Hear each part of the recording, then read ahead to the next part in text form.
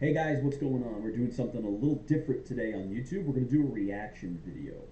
I decided to try and use OBS to do a reaction video this time around, as I am currently working on setting up a Twitch channel for the Knights of Samaria so that I can stream the Evil Dead game when it comes out and everybody can watch me suck at it. I decided that I wanted to do a reaction video to the new trailer and just, hi Bubba, my dog, who you know, of course, if you watch this channel, you hear him constantly, and the ball, and the squeaking. I wanted to do a reaction with really just sort of, it's not my first time seeing it. I wanted to kind of break down the really good parts and just have a positive reaction to Masters of the Universe. I want to say that I am 100% on board with Masters of the Universe Revelation. I support it completely. I think it's going to be the best version of He-Man we've ever had, and it's going to draw on every single He-Man we've ever done to make it the best thing of what it is. I think it's going to be an amalgam of all the He-Mans we've ever had and a celebration of all the He-Mans we've ever had, from the Akala mini comics to the 2000X line, to the film, to the original Filmation. I think there's going to be a lot there. The internet is just crawling with people who want to make a deal about this, and a friend of mine recently kind of hit me with some revelation that it's not good to always be too preachy with what you feel, and sometimes just let people be people. It is right to change the world and stand up for what you believe and put it out there that you want to see the change in the world and be the change you want to see. I think that's still true. But sometimes you could be a dick about how you go about it. So rather than tear apart all the anti-woke people who I don't agree with, I thought I'd celebrate why I think this is going to be the best He-Man we've ever seen, talk a little bit about some of the Easter eggs in this particular trailer that we're going to stream, and really kind of go into why, if you're a Masters of the Universe fan, there's no reason for you to be upset about this. So let's hit the positivity and let's actually just dive right into this. I'm super excited about it, and it's going to be awesome. So let's go ahead and start. We're going to start and stop this the whole time. We're not just going to watch through it. We're going to break down shot by shot, scene by scene. And I really think that it's important to stop and pause and do some of this. First things first. Magic gave birth to Eternia. The Eternia we're seeing is a planet with 2 moons. Eternia has always been depicted as a multi-moon world. However, sometimes that number has changed in the past. I think I recently did a piece for a backdrop of mine for my action figures, which I will have a separate video on, where I think I've like 4 or 5 in there. But in reality, we're going with 2 moons on this guy and 2 rings, which is kind of cool. So very cool look to Eternia. And I think that we're hearing Evelyn speak. This sounds like Lena Headey talking, which is interesting because you would think this would be the sorceress, and I'm not sure whether it's Lena Headey or not, but it sounds like her to me. And if it's Evelyn, that sort of indicates that Evelyn has a very large role in this. And what's great is that Kevin has explained, and so has Mark Bernard and several of the other writers, that every character has an arc, a beginning and an end, and a loop. So we're going to see really cool arcs for every character. Man-at-Arms, Tila, Evelyn, a lot of cool stuff. And of course, He-Man and Skeletor are the main characters. There's debate about that. I'm going to tell you why I don't think that that's debatable. But again, opinions vary. We'll know on July 23rd when it comes out. So again, we're hearing what I think is Lena Headey's voice, not Sorceress. But we start off with a shot of Eternia, which is going to go right into the first planet in all of creation. Pre-Ternia, as it is called. So if you had this play set when you were a kid, you were the kid that everybody wanted to go over their house. Because if you had the working monorail Eternia 3-piece playset, that was as good as having the Teenage Mutant Ninja Turtles blimp. If there was always one kid who had the mega toy that nobody else's parents would buy them. There were 3, if you remember. Let's see how 80s you are. There was the Ninja Turtles blimp. There was this, and the third one, which was the creme de la creme, was the giant rocket ship G.I. Joe toy. If you remember that thing, that was about 4 or 5 feet tall. That was the biggest toy in the world. It was bigger than you were. If you had that, you didn't probably have these two toys. And if you had Preternia's monorail set, you didn't have the other two. So everybody had one. I remember my friend Mike had everything that was Ninja Turtles. And my friend Ed had everything that was G.I. Joe. And I never found a kid to hang out with in my block or in my area who had the monorail, and I wasn't allowed to get it. My parents bought me almost everything I wanted when I was a kid, but I couldn't get the big three. So I'm a little excited that we're getting a visual element of the monorail. And I love that they put it in because you have flying vehicles in Preternia and modern Eternia. So why do you need a monorail? You really don't. It was just for the toy to simulate the flying ship. But again, they put the monorail in, and it's just that nod, like, we know what the source material is. Here it is. So in case anybody wanted to be like, Kevin, did you do your research? Bam, here's the research. And so Powerhouse Studios did a great job animating it. We can see that we have the Snake Mountain aspect on this side, the tower in the green color of Greyskull on this side, and the big lion tower down the middle, which I always said was a Thundercats tower. But the point is that we're going back to Preternia, which means we're covering a very large history of Eternia. And putting that in the beginning of the trailer really sets the tone for fans and lets them know, like, hey, new people, you're going to see stuff you've never seen in He-Man before. Hey, old fans, we hear you, we see you, we got you. Your stuff is going to be in here. And that just makes me so happy. And again, framing it the way they did, where we have these beautiful, beautiful reds and greens and sort of iridescent flowers framing the shot slightly out of focus. This is what Powerhouse does great. The way they set up a shot. And whether that was written down by Kevin or whether that was something that the director there just sort of came up with and did, it's just beautiful. And just having these little stones out in the field really change the look and let you know you're looking at something different. You know, much like if you just recently saw Disney's offering of Raya in The Last Dragon. You know, you knew you were looking at an Earth, but it was also very clearly not an Earth we've ever seen before. And that's very much what Eternia has always felt like. So I love that this trailer starts off right away with this, talking about the magic, showing you that the history is there.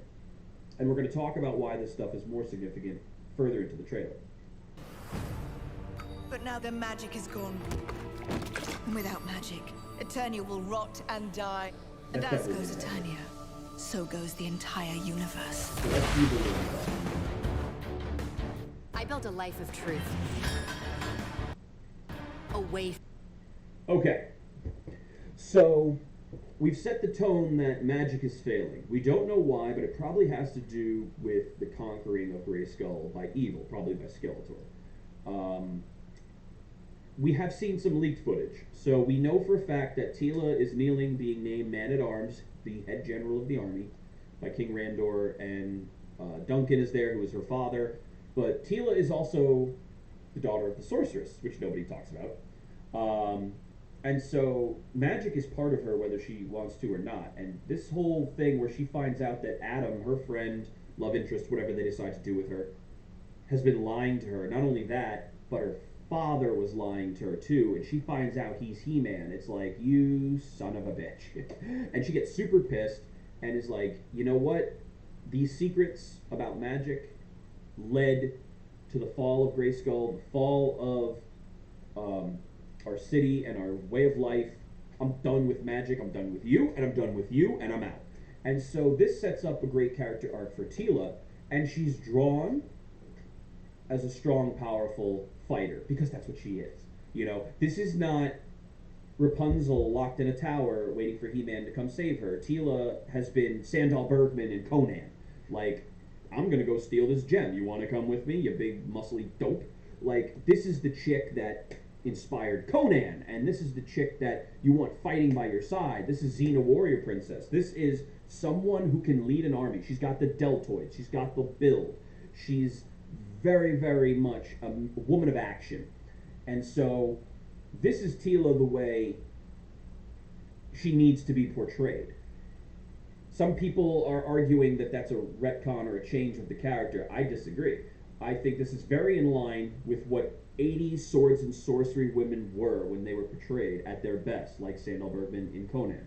I feel that Red Sonja was this. I feel like this is how women in that genre were portrayed, and this is, you know, I think 2000X did a good job. I think this will do a better job because there's something for her to do in this movie or this series. And so this is her rejecting them in this scene and being like, you guys screwed me over, you lied to me, you didn't trust me, so I'm done with you. And it sets her on her private quest when everybody splinters, and then it's going to be up to her to rally the troops, while Adam, who we just saw, looking very much like a young boy, which he's supposed to be. Wait, where did he go? Where's Adam here? I built a life of truth. So, Adam with the skinny neck and the Prince Valiant hair and all that, this is the guy. People always say He-Man is the guy. He-Man doesn't exist. He-Man is a manifestation of power in Adam. The power of He transforms Adam into a more muscled version of himself that he describes as He-Man, but that's not who he really is. He-Man is Shazam. Billy Batson is the character. So when people are always saying, like, why do I have to deal with Billy Batson? I just want to deal with Shazam. You don't get it. And you're not going to get it. You're missing the point. Shazam isn't a character. He's the power. What's happening is because of Billy Batson. What happens with He-Man is because of Adam. And you have to focus on Adam. And I liked some of Filmation's episodes that focused on Adam, like when Adam goes with King Randor and then they get kidnapped by Beastman, and Beastman got kicked out of Snake Mountain, and he's trying to show Skeletor that he's worth something, and Adam wanted to prove to his father, like, you don't need He-Man, like, I'm worth something too. And he tried to do it as himself. Now the problem is, and this has been said online, is that Adam always just looked like a cosplaying He-Man, because he was just as big and muscular. I like that they shrank him down like the 2000X and made him look like a fair, beautiful young man who's a little effeminate and maybe not the kind of person, a warrior like King Randor would have faith in, because it creates that dichotomy between him and He-Man. And so I think drawing Adam this way is brilliant and spot on. And when I do my fan art, I draw Adam very similarly. He looks very, very Prince Valiant, very much like the brother in Game of Thrones, Viserys. Oh God, I'm gonna lose geek points here if I can't remember his name. Is it Viserys? The blonde guy who gets crowned for a king by Khal Drogo and killed. That's kind of how I sort of pictured Adam looking, like a Targaryen.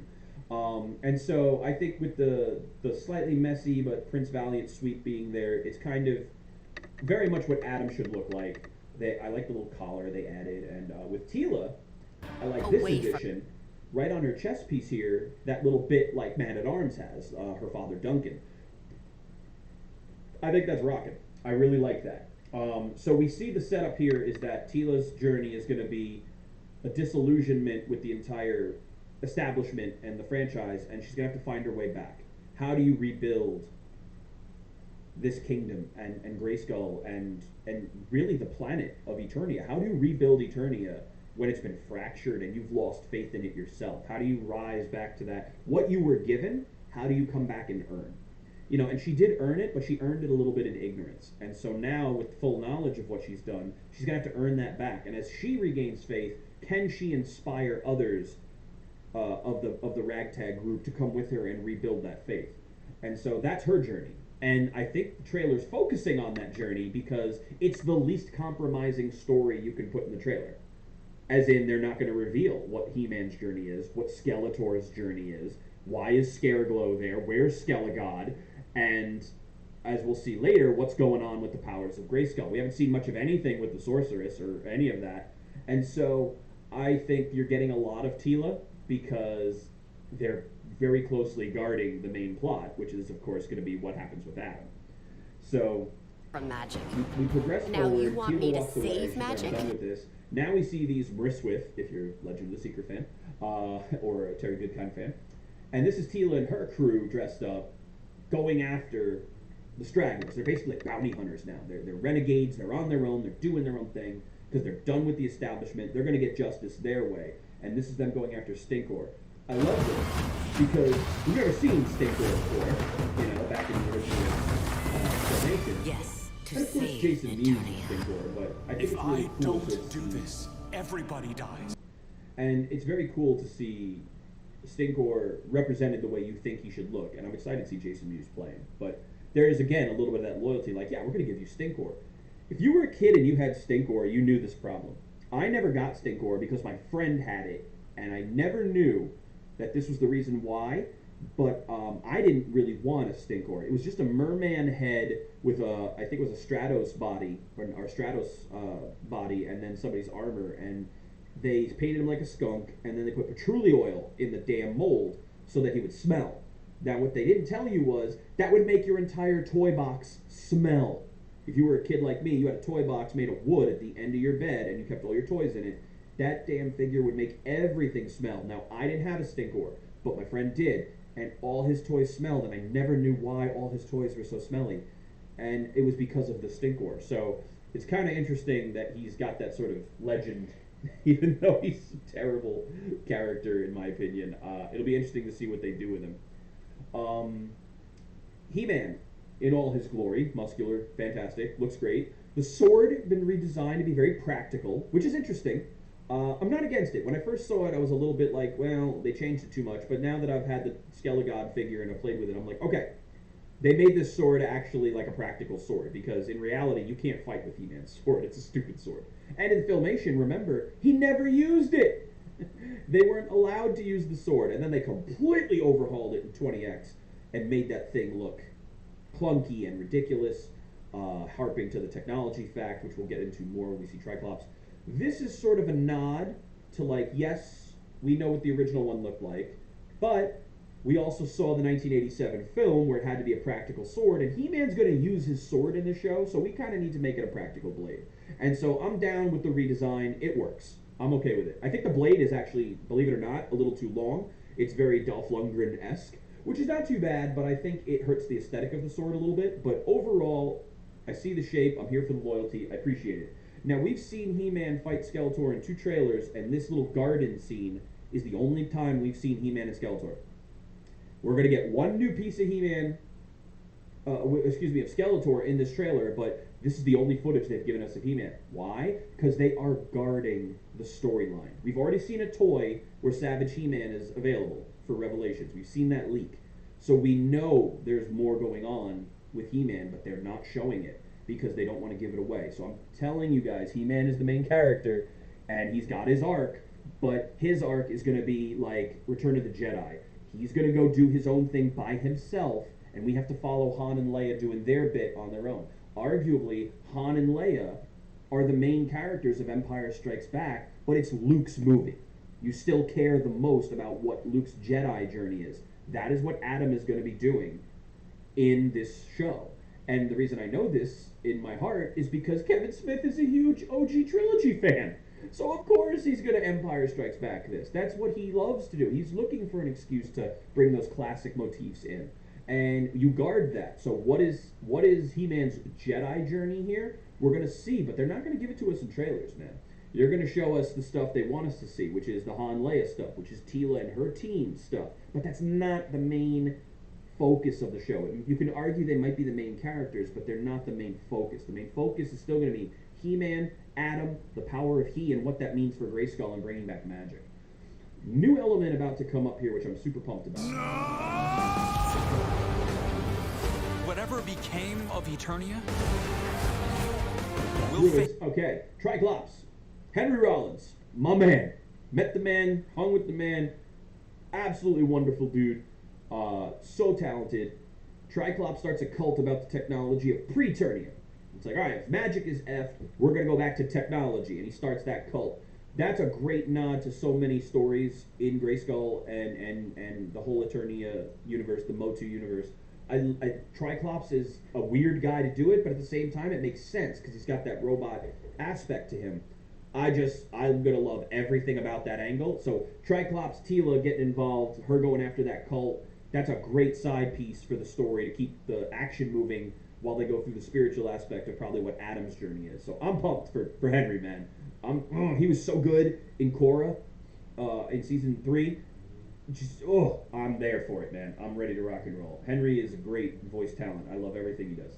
Face it, together, no one else dies. All right, this is the scene that blew my mind and made me realize that, yes, without a doubt, Adam is the main character. We're not going to have a He-Man's missing sequence. He may not be hanging out with his homies, but he is the main guy. Why? This whole movie show is going to be about the power of He, the loss of it, and the reclamation of it. First things first, to the immediate left, we have Hero. That gold armor is unmistakable. That is Hero. We also know it's Hero because the voice actor was cast. The gentleman's name escapes me.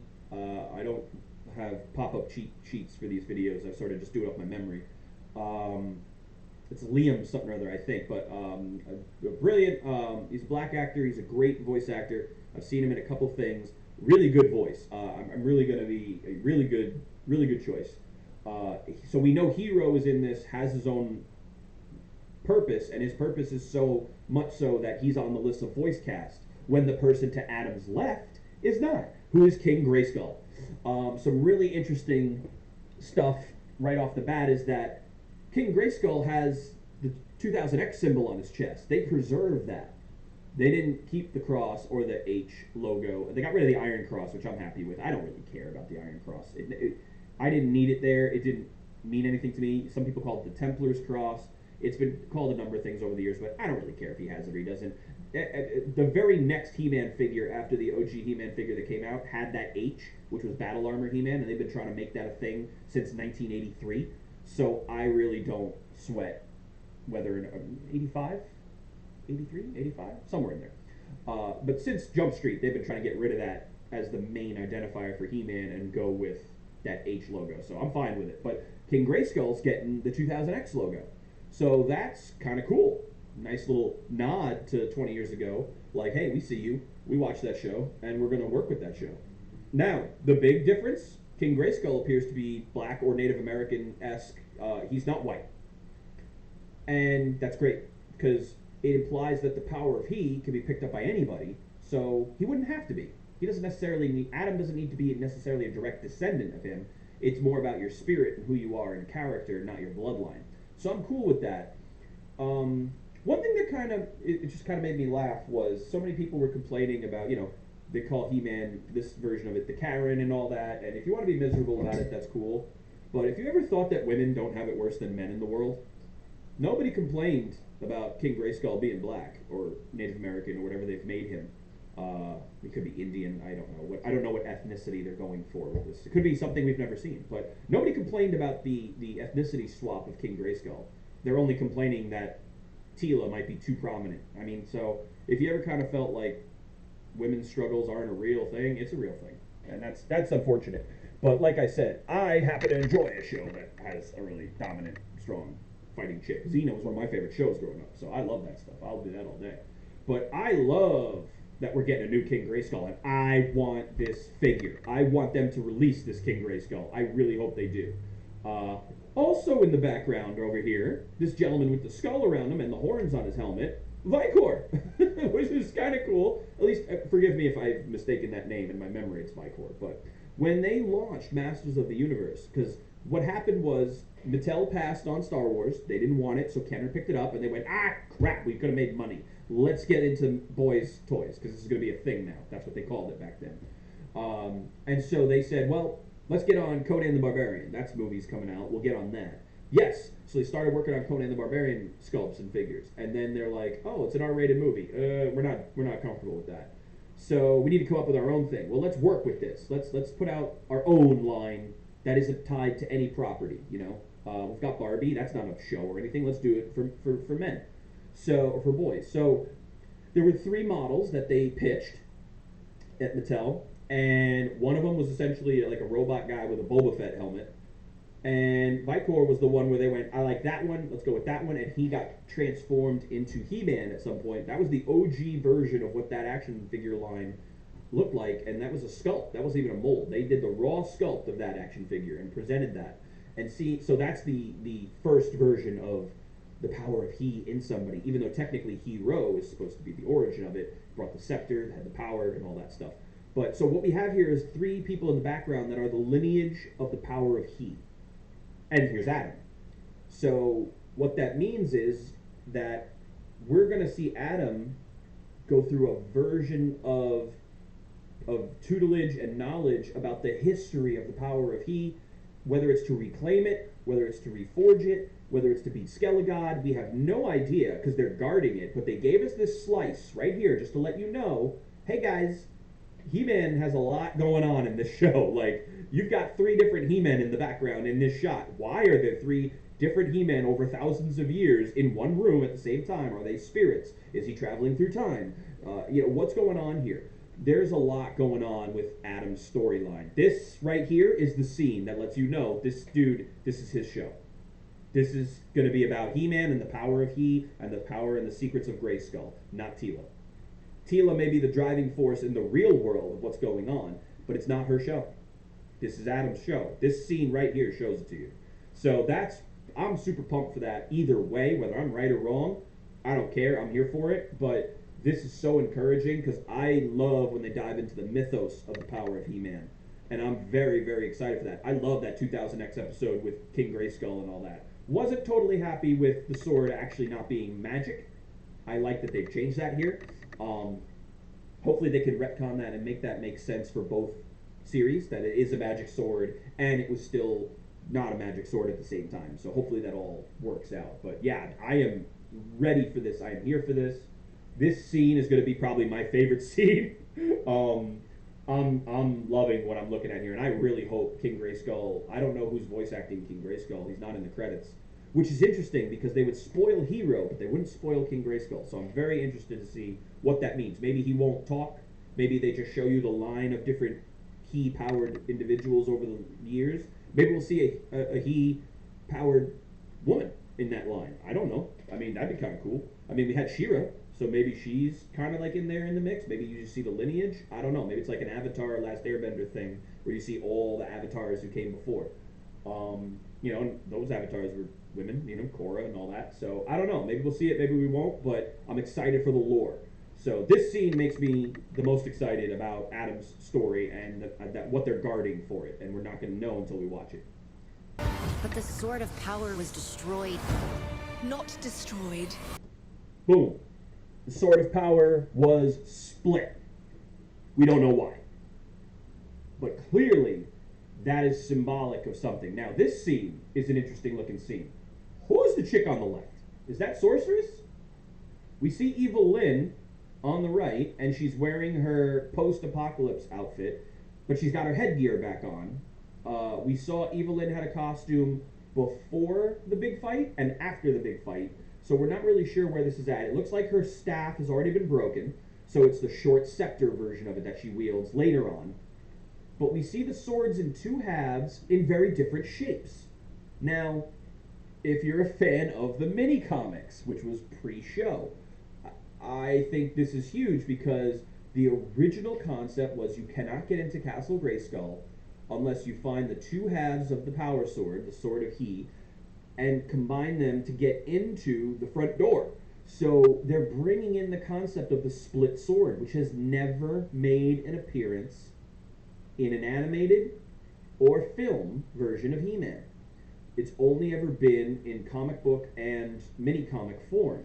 So we've seen it with the action figures, we've seen it with the accompanying mini-comics. This is the first time we're getting some type of aspect of the sword being split and needing to be rejoined in an animated form. So this, again, should just blow the mind of any fan of He-Man.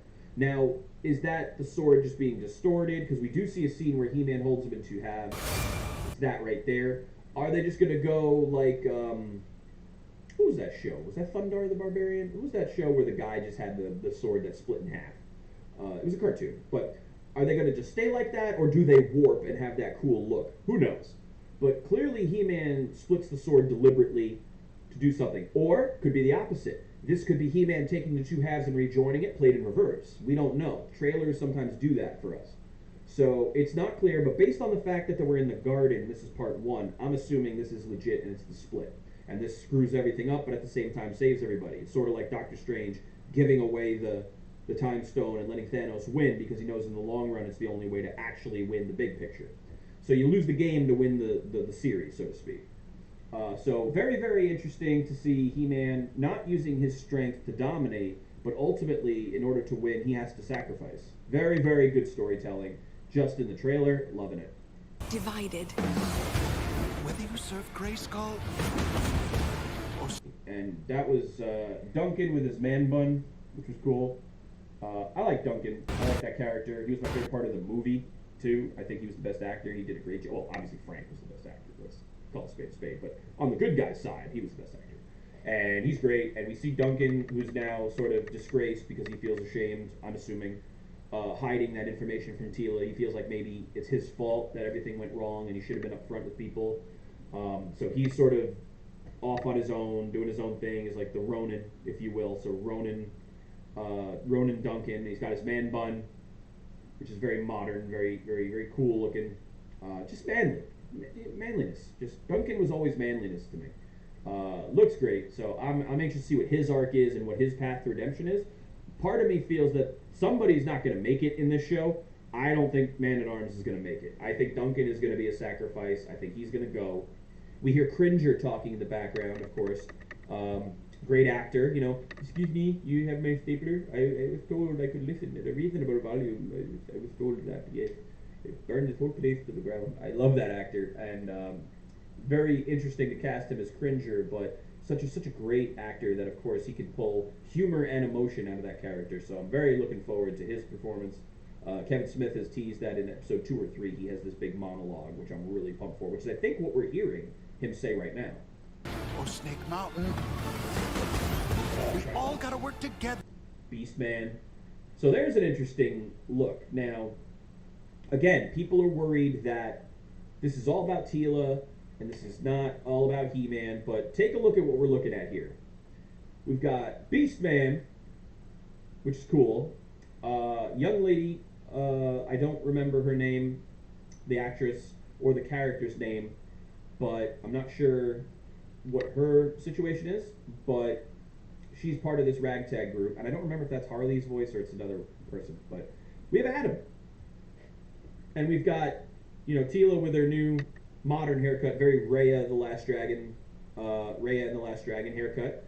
And again, we've got updated Evelyn with her pouch and her scepter. Now her staff has been broken and put down to a scepter, which we saw in the first trailer.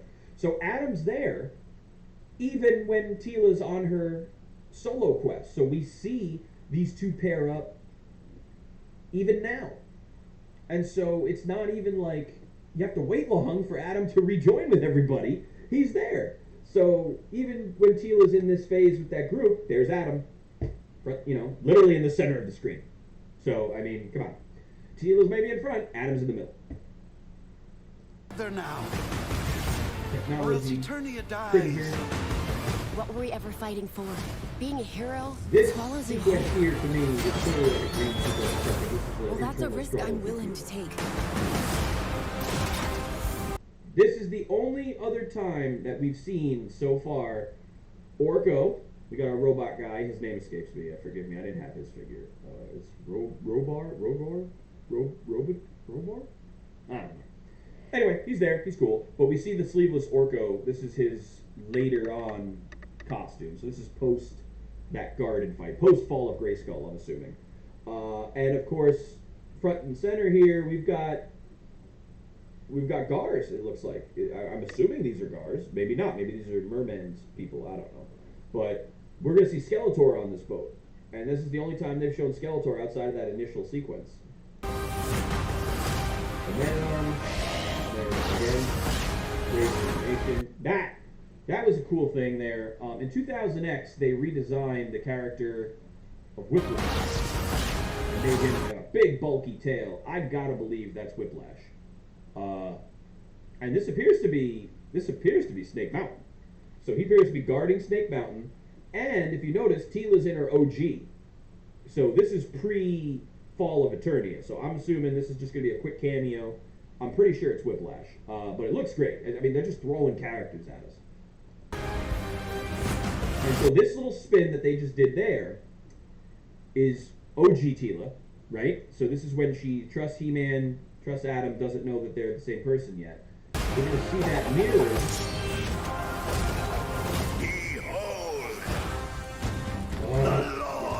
destruction.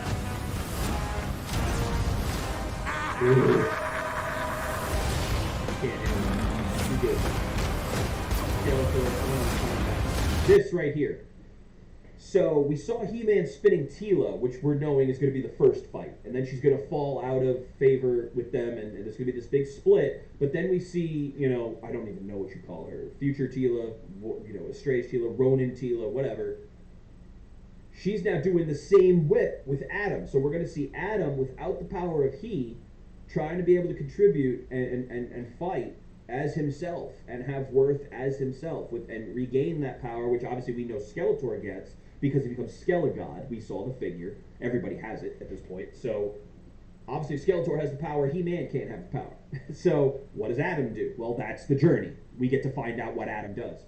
And so what I really like is, I don't know if that's a floating sky sled or not, but if it is, that means they brought that in from the 1987 film, which I'm super excited about. So I see that this is a little bit, it almost looks like, is that trust rebuilt now?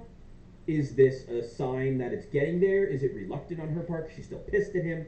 We don't know. But the point is, he's fighting side by side with her, and they're mirroring what they did in the beginning, and I like that. Again, that's good storytelling.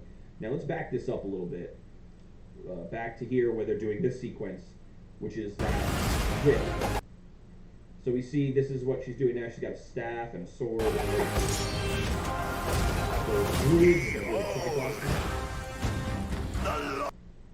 Now, I can't tell. Obviously, it's Skeletor transforming.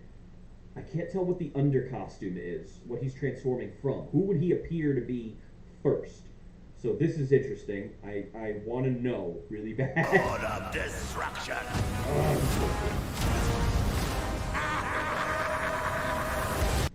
And so this is the garden fight, which was very heavily featured in the Bonnie Tyler version themed trailer.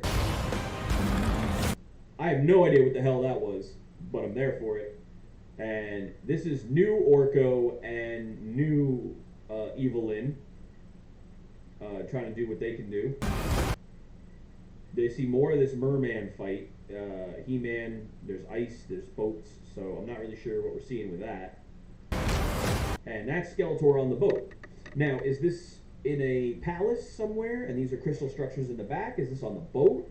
But this doesn't appear to be the same fight as in the garden. So my guess is that, like I said, there's a lot more going on with the He-Man Skeletor rivalry that we're not seeing because they're guarding it.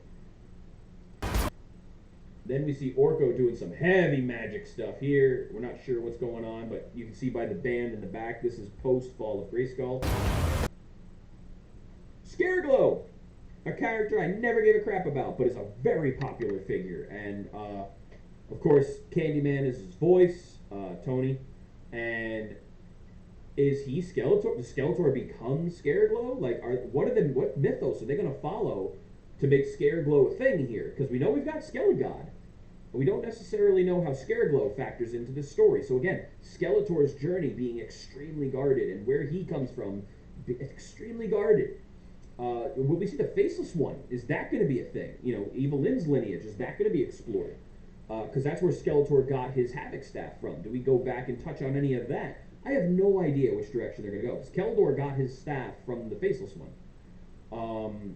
Because he saw that Evelyn and he would get together and have kids and all that stuff in the comics. So it's very, very interesting. But, I mean, for people who wanted Scareglow, you know, Merry Christmas. There he is. And he's going to be brilliantly voiced. So you don't hire Tony unless you got some words to do. So Scareglow is going to have some dialogue, and I'm pumped for that. Now we see Tila fighting Scareglow. Now, a lot of people are like, oh, well, Tila's going to get the power of heat. Nah, I don't see that happening. I really don't. Because we know from the action figures that the Sorceress character became the mold for Tila's character. And then the lineage, they connected Tila and Sorceress. So Tila has to come to the place that the Sorceress is her destiny. Now we know a couple things here. Kevin has told us that the Sorceress is the most powerful person in Masters of the Universe, not He-Man, which is true. But I think he said that because Tila's not on a quest to become He-Man. Tila's ultimate journey is you can't hate magic. You have to embrace it because you are magic. You are the next sorceress. I think the sorceress is going to die, and without the sorceress protecting the magic and the balance of magic in Eternia, Eternia is failing, and until Tila accepts that, she can't right the world. She's going to try to do it through force of arms, but it's just not going to work for her. She's going to become the sorceress. That's what I see happening for her. And if you remember in 2000X, the sorceress was King Greyskull's wife. So we know that He-Man and Sorceress can hook up. We've always been waiting for Tila and Adam to hook up. There's a lot of symmetry there with that possible storyline. So there's just so much that could be not only good, but amazing with just what we're seeing in the story trailer. Like, it's just blowing my mind. And so this is a small sample here. Tila breaks whatever spell Scareglow hit her with. My theory was that Scareglow enchants her to see that fight with her and He-Man in her head being swallowed up by the Sarlacc-looking thing, and He-Man's got the red eyes. That's all in her brain, and this is her breaking out of that spell and accepting who she is. So if Tila's main fight is with Scareglow, He-Man's main fight is with Skeletor. Does Skeletor become Scareglow? Are they two different people? What does that mean?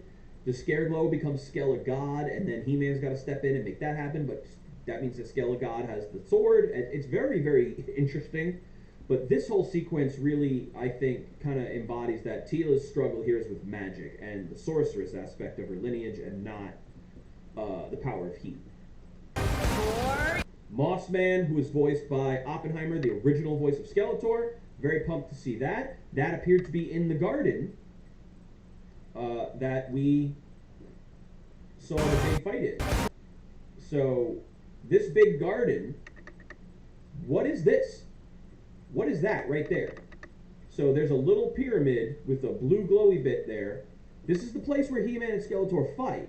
Is this the source of magic in Eternia? Is this like the heart? Is this like the Arkenstone of Eternia? Like, what's going on here? And why is Mossman, if that is Mossman, it looks like Mossman.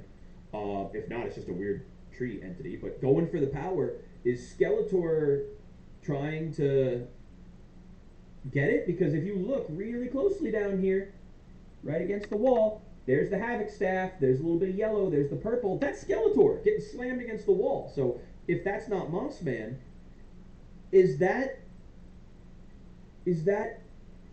just like the forest coming alive with magic and trying to stop Skeletor from destroying whatever the hell that pyramid is? What is happening in this scene?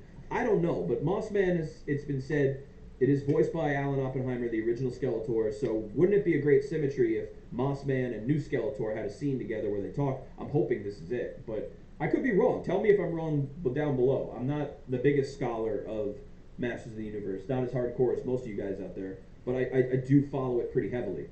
And again, a lot of parallels for me here with the Sword of Truth series. You know, for those of you who follow that series, Terry Goodkind, who unfortunately passed recently, Richard had to struggle with the fact that he was a wizard, and he had the gift, and he had magic, and he hated magic, and he hated that his wife had magic, and he hated everything about magic. He hated that magic caused more problems than it seemed to solve. But at the end of the day, he couldn't conquer himself until he accepted that, yeah, I got magic. So I feel like having this thread of magic and technology is going to be a great storytelling dichotomy. And we did get a lot of that emphasized in the 2000X. I think it was more technology than magic, but it was really great to see them balance those two and balance those two through characters. For Eternia! And then Mephisto's... Still know the tune? Some things you can never forget. Beautiful. I have the power! That's so nice. That is just so very good. So, yeah. So again, let's take a moment here and really kind of, again, celebrate just some of the wins that this is giving us before you've ever even seen the story. First of all, the character rundown. We've got all these great characters, but let's just start off with Castle Greyskull. Let's just take a look at Castle Greyskull right now. That's the toy. Now, in Filmation, they didn't draw Castle Greyskull the way Alcala drew it, and they didn't draw it the way the toy looked. They did their own thing. So, you could never own the Castle Greyskull you saw in the cartoon. Just like you could never own the He-Man and the Power Sword you saw in the cartoon. And then you could never own the Skeletor you saw in the cartoon, because they had to rotoscope it, so you couldn't have guard feet and all that stuff. And so, it was very frustrating as a kid if you liked the cartoon, because you used to always complain, it doesn't really look like the cartoon. I didn't really watch the cartoon that much when I was a kid. I collected the toys. And I didn't like the cartoon because I liked magic swords, and I wanted a hero who actually used his magic sword. So He-Man wasn't allowed to use his sword. He punched people. So for me, it wasn't the best cartoon. I since got into it later, and I went back and watched it for all the different characters and things like that. It was a really good voice cast, and you know, Michael J. Straczynski had written on that. He'd written on She-Ra, and so I'm a big fan of Babylon 5, and I like his work, and so I'm very happy. A friend of mine gave me the full box set, which I did not ask for, but it was a very nice gesture, and I've since been going back and rewatching it. And where the animation makes me cringe, it is good storytelling, and it was a good kids show, even though it was really designed to help sell the toys. It was a good thing for what it was. But Kevin Smith is giving us a Greyskull that looks exactly like what you can buy. It looks like the toy. They've aligned that, which is so great. That makes me happy. It's like, we're going to give you exactly what you want. We're going to give you toys. Again, going back to this, I mean, there's 3 different He-Men behind He-Man. You know, we've got Hero, King Greyskull, and Vicor. And if Wundar's in there, I'm going to lose my mind. You know, if we see Wundar, I'm going to lose it. Let's go and check out Triclops here as what, I don't even know what you want to call it, the prophet of technology. Let's call him a techno-mage. Let's go Babylon 5. Let's call him a techno-mage. First of all, look at that vehicle. Remember it? Lots of toys here, and we got the druids, we got the other techno-mages in there, so he's leading this cult. Henry's the greatest guy to cast for this. He's got his tabards. It would make for a great cosplay. I think we're going to see some really cool cosplay coming out of this, because they got to redesign so much. I mean, look at Trapjaw here. Really good look on Trapjaw. Kind of has that new Techno-Mage outfit, but still a lot of the telltale signs from the OG Trapjaw. So, again, just another character that we get to see. And then, again, I mentioned that Tila fell into, like, the Sarlacc pit. That's that. Now you kind of see it there. You can kind of see it there. That's the Sarlacc pit in my brain. So again, this is a Scareglow internal head fight that he puts her through, which is cool. Now, Mr. Roboto here, I forget his name. They kept the translucency in the chest, which is pretty cool. So again, keeps pretty close to that OG design. But we got zombies. Don't think we've ever had zombies before, so that's pretty money. I'm down for zombies, man. I'm trying to find this one. We see somebody's face. I want to see if I can find it. What the hell is that? First of all, that looks like a library. Is this a library in Eternia or is this actually in Castle Greyskull? What the hell is that? I can't say that rings any bells to me. I don't know what I'm looking at, but clearly they need to find some knowledge, and very much like Avatar: The Last Airbender, Evelyn and Orko go off to find some magic knowledge in a magic library. This is like a guardian of the library or something like that. We see there's something like a model of Eternia up here, so I'm not really sure what this Hall of the Prophets is here, but they got their little thing that they're doing. So we're going to get a lot of Splinter stories here, and so I'm all about that. I already talked about Orko doing his big I'm going to mess you up thing. This little sequence where it seems that Tila and Adam are on good terms again. So there is a bit of a reunion for these two as they try to figure out what the hell they're going to do. They're going through some forest, and he does not have the power of he doesn't have a sword. There's no sorceress to empower him. This is what the quest is. How do you fight Skeletor when you don't have the sword, and you gotta go get the sword? And then what happens when you do? And what does it mean to have the sword split? Like, we don't know. That whole main story of what's going on is not being released. It's being very heavily guarded. So it's going to be interesting to see what that means. Let's see if we can go back and was it on? Like, we got, okay, so these are not Gars. These are fish people. So this is Merman's crew here. But there was a face. And so are these guys on a ship, or is this...